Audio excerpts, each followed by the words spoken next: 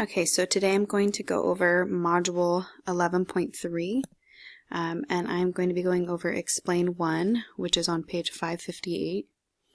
We're going to be going over solving square roots or half-power equations. So let's start reading. A radical equation contains a variable within a radical or a variable raised to a non-integer rational power. To solve a square root equation, or equivalently, an equation involving the power half, you can square both sides of the equation and solve the resulting equation. So right here where it says equivalently, what they're saying is that a power raised to a half and a square root are the same thing. They're just written in different formats. So one's written as a square root or one's written as a power. And the way that you solve it is that you can square both sides and then solve the resulting equation. So it says, because opposite numbers have the same square, squaring both sides of an equation may introduce an apparent solution that is not an actual solution. This is called an extraneous solution. So for example, while the solution of x equals 2 is 2, right? The only number that you can plug in there is 2 to make that true. Is 2, the equation that is the square of each side, meaning if I squared both sides of this, I would have x squared and 2 squared, which is 4, has two solutions, a negative 2 and a positive 2. But negative 2 is not a solution of the original equation. So we're going to be talking about when you square both sides, how you need to check your answers and see if it works for the original equation. So I'm going to turn the page now to 559, and we're going to go through example 1. And it says, solve the equation, check for extraneous solutions. So remember, when we check those extraneous solutions, we plug it back into this original equation. All right, let's go through our steps. So step 1 is to isolate the radical. And so in this equation, we have a 2 plus the radical of x plus 10. So I need to move that 2 to the other side by subtracting 2. And now I have the square root of x plus 10 equals x minus 2. And so since this radical is by itself, we can move on to step 2, which is to square both sides. So when we square both sides, the square root and the square are going to cancel each other out, and I get x plus 10. For this right here, I have x minus 2 times x minus 2. And so when you multiply that out, they got x squared minus 4x plus 4. So step 3 is to simplify. So if we're simplifying here, we want to move everything to the other side. So I'm going to subtract the x and subtract the 10. Subtract the x and subtract the 10.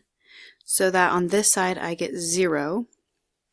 And on this side I have a quadratic that I need to factor. So here I'm going to factor. And when we factor this, x times x multiplies to x squared. And 6 times 1 multiplied to 6. And they have to add to negative 5. So the 6 needs to be negative and the 1 needs to be positive. So now if I'm solving these two, I have x minus 6 equals 0, and I have x plus 1 equals 0. So solving these two equations, I get this here.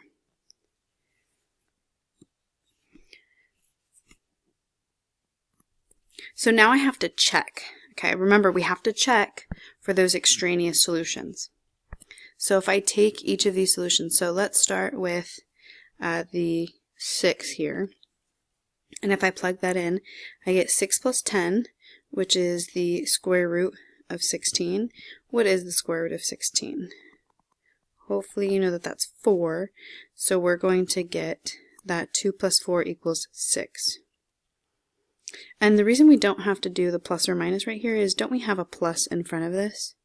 So we know that right here they intended for the positive, so I didn't have to do plus or minus negative 4. So I just have 2 plus 4 equals 6, which is, yes, 6 equals 6. So that is a solution. Now if I take the negative 1 and I plug that in, I'm going to get 2 plus the square root of 9, because negative 1 plus 10 is 9. And the square root of 9 is 3. So I have 2 plus 3 equals negative 1, which is 5. So 5 equals negative 1, and that is not true. So because that's not true, we know that x equals negative 1 is not a solution. Okay. Sometimes it'll even say identify the extraneous solutions, and so we would actually label it extraneous solution is when x equals negative 1. Now, that's not exactly what this question says. It says solve the equation. So it only wants the solutions. And so that's why here they put, well, the solution is x equals 6. This was not a solution, so they don't include it.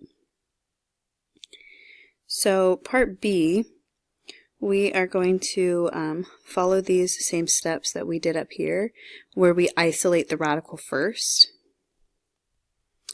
And so when we look at this original equation, remember we said that the power of 1/2 is the same thing as writing it as the square root. So they go ahead and rewrite that as the square root here, and the same thing here, they rewrite it. So now we have to isolate the radicals, and since I have a radical minus a radical, if I add this radical, add the square root of 2x minus 4 to both sides, if I add that, then here I get 2x minus 4. And since I've now isolated the radical, I'm going to square both sides. And remember, right in here we have 2x minus 4. And so when we simplify, the square root and the square cancel, and I get x plus 6. And here the same thing, the square root and the square cancel, and I get 2x minus 4. So if I'm simplifying, let's use blue here. If I'm simplifying, I'm going to subtract x. And a 2x minus x gives me an x here. And I'm going to add 4 to where 6 and 4 give me 10. So in this one, I only got one solution.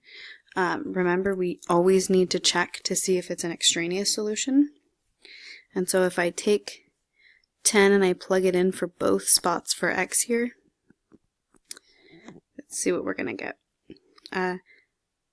10 plus 6 is, let's see, the square root of 16 minus the square root of 2 times 10. Just want to make sure that this looks like it's right. Isn't it 2x minus 4? This whole thing's in that radical. So let's see. 2 times 10 is 20 minus 4 is 16. So I'm going to get the square root of 16 minus the square root of 16, which is 0. So that's a true statement.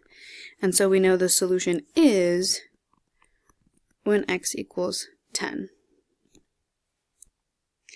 Now, before I end this video, I just want to do a quick recap of what we learned today.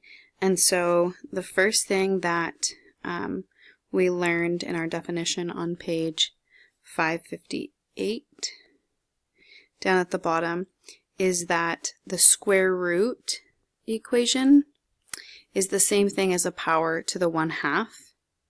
And then to solve that, we can square both sides and solve the resulting equation.